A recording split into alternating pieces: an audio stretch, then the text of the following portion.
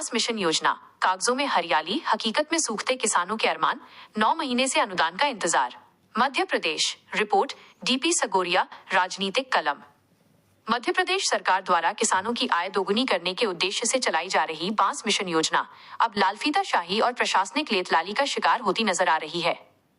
वर्ष 2025 में उत्साह के साथ अपनी निजी भूमि पर बांस रोपण करने वाले किसान आज अनुदान राशि के लिए दफ्तरों के चक्कर काटने को मजबूर हैं। अनुदान का गणित और हकीकत का अंतर। किसानों ने मुख्य वन संरक्षक सीसीएफ के समक्ष गुहार लगाते हुए विभाग की कार्यप्रणाली पर गंभीर सवाल उठाए हैं। राष्ट्रीय बांस मिशन 2025 की गाइडलाइन के अनुसार भुगतान की प्रक्रिया इस प्रकार होनी चाहिए थी। प्रथम किस्त 60 रुपए प्रति पौधा, सत्यापन के बाद अगस्त-सितंबर में। द्वितीय किस्त 30 रुपए प्रति पौधा, सत्यापन के बाद नवंबर-दिसंबर में। वास्तविक स्थिति, किसानों ने जुलाई 2025 में रोपण किया। सितंबर-अक्टूबर में पहला सत्यापन हुआ, लेकिन 6 महीने बाद भी फूटी कौड़ी नहीं मिली। दूसरा सत्यापन हुए भी 3 महीने बीत चुके हैं। कुल मिलाकर 9 महीने से किसान खाली हाथ हैं। पौधों के अस्तित्व पर संकट। किसानों का कहना है कि बांस के पौधों के रखरखाव, निंदाई गुड़ाई, खाद, दवाई और मजदूरी के लिए इस अनुदान राशि की सख्त जरूरत होती है। समय पर पैसा न मिलने के कारण: 1. उचित पोषण के अभाव में पौधे सूख रहे हैं। 2. मृत पौधों को बदलने, रिप्लेसमेंट के लिए बजट नहीं है। 3. किसानों को भारी आर्थिक नुकसान उठाना पड़ रहा है।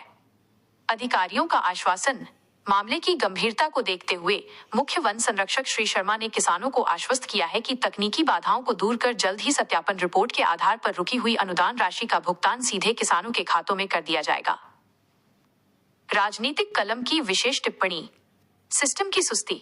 कहीं बांस का मिशन केवल कमीशन की भेंट तो नहीं। सरकार की योजनाएं शानदार होती हैं, लेकिन उनका क्रियान्वयन अक्सर जमीनी हकीकत से कोसों दूर रहता है। बांस मिशन को लेकर राजनीतिक कलम के कुछ तीखे सवाल। 1. गाइडलाइन की धज्जियां। जब नियमावली में अगस्त-सितंबर में भुगतान तय है, तो 9 महीने की देरी का जिम्मेदार कौन है?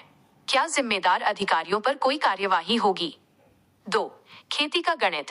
किसान अपनी पूंजी लगाकर रोपण करता है। अगर रखरखाव के समय उसे पैसा नहीं मिलेगा, तो क्या विभाग उन मृत पौधों की भरपाई करेगा? 3.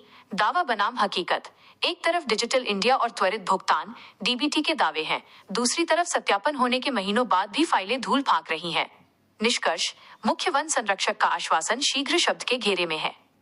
यदि अगले कुछ दिनों में भुगतान नहीं हुआ, तो यह योजना किसानों के लिए लाभ के बजाय आर्थिक फांसी साबित। सर्वे उसका हो गया, लेकिन 9 महीने के पश्चात भी अभी तक हमें उसकी जो अनुदान की राशि मिलना चाहिए, जैसे कि वर्ष 2025 की जो गाइडलाइन है उस अनुसार जुलाई माह में जो हमने पौधे लगाए हैं उनका हमको अगस्त-सितंबर में उसका पेमेंट मिलना था। दूसरा जो सर्वे हुआ नवंबर-दिसंबर में, उसका पैसा हमको दिसंबर एंड तक संभवतः मिल जाना चाहिए था, जिससे कि हम उन पौधों का व्यवस्थित रखरखाव कर पाते। अभी हमारे द्वारा ही लागत लगा करके हम उनका व्यवस्थित रखरखाव कर रहे हैं, लेकिन शासन के द्वारा हमें अभी तक 1 रुपए की भी राशि प्राप्त नहीं हुई है, जिसके अभाव में रखरखाव करने में आगे परेशानी आ रही है, क्योंकि अभी 1 साल और रखरखाव करना है, तीसरी किस्त आएगी उसके पहले तक। तो हम प्रशासन के पास अपनी मांग रखने आए थे कि जो हमारी अनुदान की राशि है, जो भी हमारे व्यवस्थित पेड़ हैं, उनके अनुदान की राशि हमें शीघ्र से शीघ्र डाली जाए, जो कि 9 महीने लेट हो चुकी है। और मैं फिर से दोहरा रहा हूँ कि हमने बांस मिशन 2025 की गाइडलाइन को ध्यानगत रखते हुए पूरे व्यवस्थित तरीके से पेड़ों को लगाया है, और जो कि आज भी हमारी जमीनों में व्यवस्थित रूप से।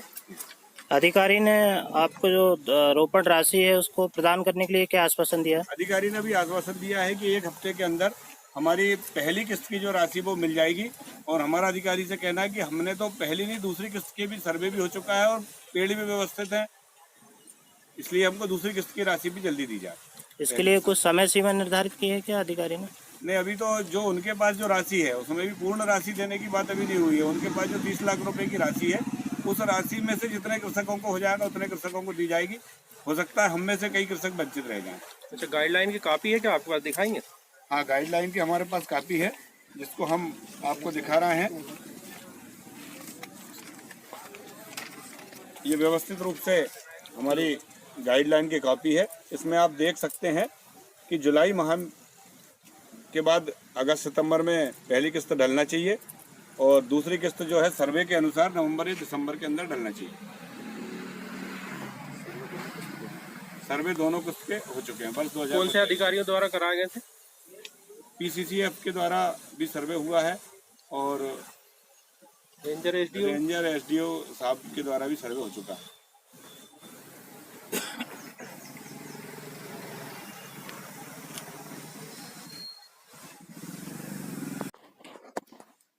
सर, बांस मिशन परियोजना के तहत कुछ कृषक आए हुए थे आज यहाँ पर, क्या है मामला सर उसमें?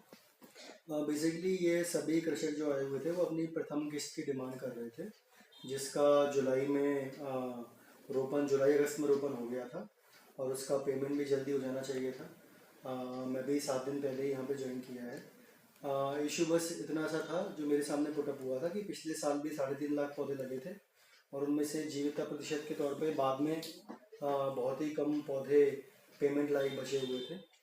तो अभी तो खैर सरकार का नियम इसमें चेंज हुआ है, जीविका के प्रतिशत के तौर पे अब पेमेंट किया जाएगा, परंतु हमने कृषकों को ये आश्वासन दिया था कि जो 30 लाख रुपए हमारे पास हैं उसका तो हमने प्रोसेसिंग शुरू कर ही दिया है और दूसरे पैसे की डिमांड भी कर रहे हैं। पर साथ में मैंने उनको ये भी समझाया था कि आगे से ऐसा कभी भी लेट नहीं होगा, क्योंकि मेरे से पहले भी डिवीजन रजिस्टर चार्ज में था, कुछ और इश्यूज़ थे, इस वजह से पेमेंट में डिले हुआ होगा, आगे से डिले नहीं होगा। पर कृषक भी इस चीज़ का ध्यान रखें कि अगर हम बांस का रोपण कर रहे हैं तो कम से कम ये हम देखें कि पौधे हमारे जीवित रहें, वरना फिर हमारे ही डिवीज़न का नाम खराब होता है कि हम पौधे काफ़ी सारे लगाते हैं, बाद में पौधे जीवित नहीं रहते हैं। बाकी हमारी तरफ से कोई डिले नहीं हुआ है, हमारे सामने अभी पुटअप हुआ था, मेरा भी मैपिंग होने में सारी चीज़ों में टाइम लगा था, ट्रेजरी में जो मैपिंग हुई थी, तो हमने पेमेंट का प्रोसेस शुरू पहले से ही कर दिया है, 2 से 3 दिन में उनका पेमेंट हो भी जाएगा। जी, धन्यवाद। आज मुख्य वन संरक्षक कार्यालय में सिवनी मालवा से कुछ किसान आए हुए थे और उन किसान के द्वारा बांस मिशन योजना अंतर्गत रोपित निजी भूमि पर पौधों के अनुदान के संबंध में आवेदन दिया गया। तो सर, इन किसानों की समस्याओं के लेकर के आपने डीएफओ महोदय से क्या निवेदन किया? मैं योगेश कुमार साहू, समाज सेवी और all India human rights association में मध्य प्रदेश का अध्यक्ष और मध्य प्रदेश संयुक्त किसान मोर्चे में सदस्य होने के नाते सिवनी मालवा के किसानों के साथ डीएफओ महोदय को ज्ञापन देने के साथ साथ उनसे मैंने निवेदन किया कि मध्य प्रदेश बांस मिशन योजना 2025 की गाइडलाइंस के अनुसार जो सितंबर-अक्टूबर माह में प्रथम सत्यापन होना था और उस सत्यापन के आधार पर उनको अनुदान प्रदान किया जाए और द्वितीय सत्यापन जो कि नवंबर-दिसंबर माह में होना था उसके 3 माह बीत जाने के बाद भी नहीं हुआ। इस तरह से कुल 9 माह बीत जाने के बाद भी उन्हें अनुदान प्राप्त नहीं हुआ है, तो उस अनुदान को कृषकों को प्रदान किया जाए। अधिकारी ने किसानों को अनुदान राशि दिए जाने के लिए कोई समय सीमा निर्धारित की है क्या? नहीं, समय सीमा निर्धारित नहीं की। उन्होंने ये कहा है कि जल्द से जल्द हम इसका निराकरण करके अनुदान दिलाएंगे। किसानों को बांस के पौधारोपण के लिए प्रोत्साहित करने हेतु आप क्या कहना चाहेंगे? किसानों को बांस के लिए प्रोत्साहित करने के लिए ज़्यादा से ज़्यादा पेड़ लगाना चाहिए, पौधे रोपित करना चाहिए और उनकी सही ढंग से समय अनुसार उनकी देखभाल करना चाहिए और प्रशासन को भी चाहिए, वन विभाग को भी चाहिए, उनको समय पर अनुदान प्रदान किया जाए ताकि वो बांस के पौधे की देख रेख रख रखाव श्रेष्ठ तरीके से कर सके। समय पर अनुदान मिलने पर हमारे किसान जो हैं उत्साहित होकर अधिक से अधिक पौधारोपण करने के लिए उत्साहित होगा और अग्रसर होगा।